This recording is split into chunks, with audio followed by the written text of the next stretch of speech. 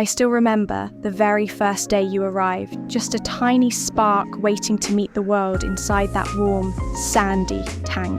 Cleaning the glass became my daily ritual, watching you curiously track my movements with those big, trusting eyes while your tail flame flickered gently. You were so small back then, exploring your little cave and wobbling around on the sand,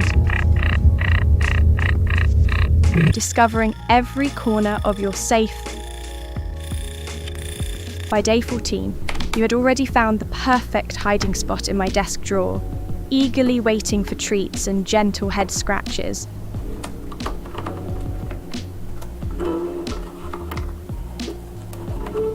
Late night studying weren't so lonely with you by my side, though you were usually more interested in napping on my textbooks than helping me learn.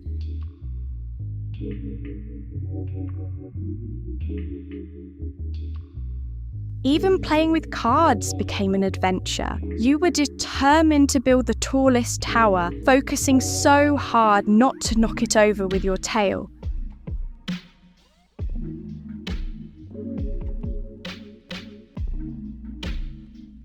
Watching you wobble across the rug always made me smile, your little footsteps following me everywhere I went around the house. But time flies. And suddenly, we were standing in the arena on day 97, facing down a Geodude with all the courage you had grown. Seeing you fearlessly take on an Onix, breathing fire with such power, made me realise my little spark had truly become a roaring flame. It wasn't always easy in the beginning. He had so much fire in his heart, but didn't quite know how to control it yet.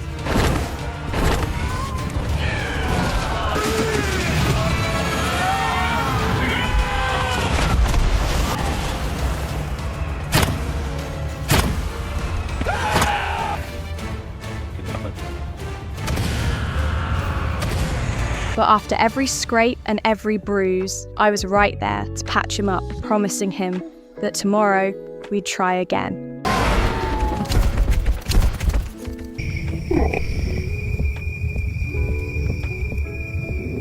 Day by day, we grew together, learning that strength isn't just about power, but about the trust we build when running side by side.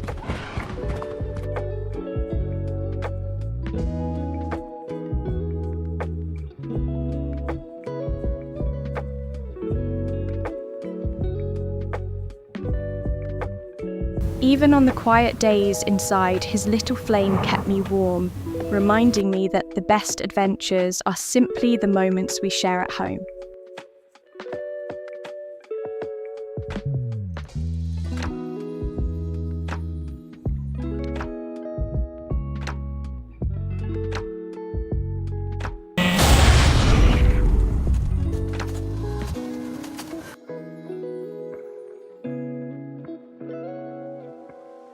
Watching him play in the yard with his friends, I realised just how fast time was flying, and how big my little ember was starting to become. From burnt toast to messy kitchens, every mistake was just another memory, another step on this long, beautiful journey of ours. Even on the gloomiest days, having a little fire type around means the warmth never really leaves our side. He figured out his tail wasn't just for show.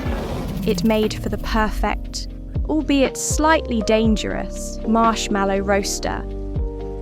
We spent quiet afternoons capturing each other on paper, though I think his artistic interpretation of me was a bit abstract. Leaving the safety of home felt big, but watching him discover the world's textures made every step worth it. Sometimes, the forest felt overwhelming, so I'd just sit with him, reminding us both that we were safe together. Naps happened anywhere and everywhere. Growing up is exhausting work. We eventually found our way to Cinnabar Island, where the air was thick with smoke and the ground rumbled beneath our feet. He absolutely thrived in the heat, racing across the volcanic rock with an energy I hadn't seen before. It was here he truly found his voice, roaring at the crater like he was greeting an old friend. We'd take breaks on the cliffs, just breathing in the sulfur and watching the horizon, feeling like we were on top of the world. He even made a friend in the caves, a little spark of connection in the dark, fiery depths of the mountain. Standing there, I realised my little lizard wasn't so little anymore.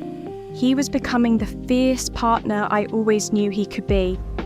And when a Raiden challenged us, he didn't back down, unleashing a power that proved he was ready for anything. Even when he was just a tiny spark, he had so much energy, always racing ahead to explore the world before I could catch up.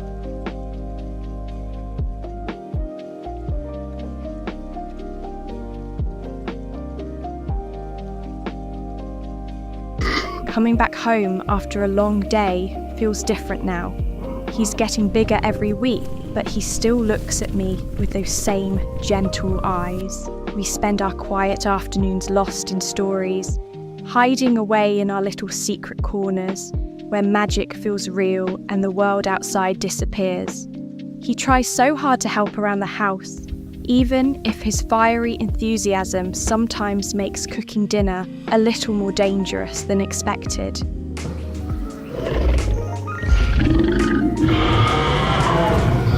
Suddenly, my room feels so much smaller, and I realise my little spark has grown into a blazing fire that can barely fit through the door. No matter how giant and fearsome he becomes, he is still just my big, soft baby who loves curling up for a bedtime story.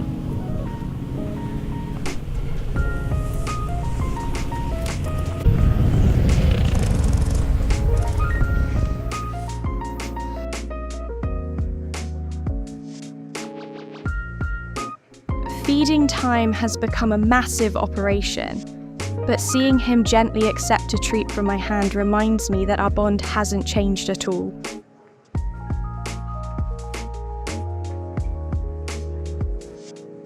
By day 800, he wasn't just a pet anymore. He was a silent guardian, content to just share the quiet moments of a lazy afternoon. People see a fearsome dragon, but when I look into those eyes, I still see the same gentle spark that trusted me from the very start. Of course, growing up means our roughhousing gets a little destructive. I think we're going to need a much bigger room for playtime soon. We moved our training to the old warehouse to keep things safe. He tries so hard to be gentle even when his tongue is rougher than sandpaper, but he doesn't realise his own strength yet. The playfulness vanishes. He takes to the sky with such power. By day 1145, the little spark I raised had become a roaring inferno, dominating the Indigo Stadium. Every battle was a test of the bond we built, facing down torrents of water and mountains of stone without ever backing down.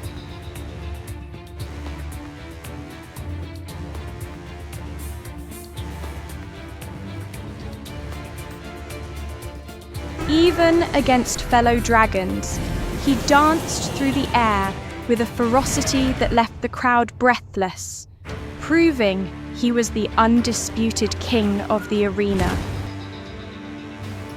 But after the roar of the crowd fades, day 1190 reminds me that beneath that fearsome exterior, he's still just my gentle giant looking for a snack. We've come so far from those early days, finding peace in these quiet sunsets, just a girl and her dragon against the world.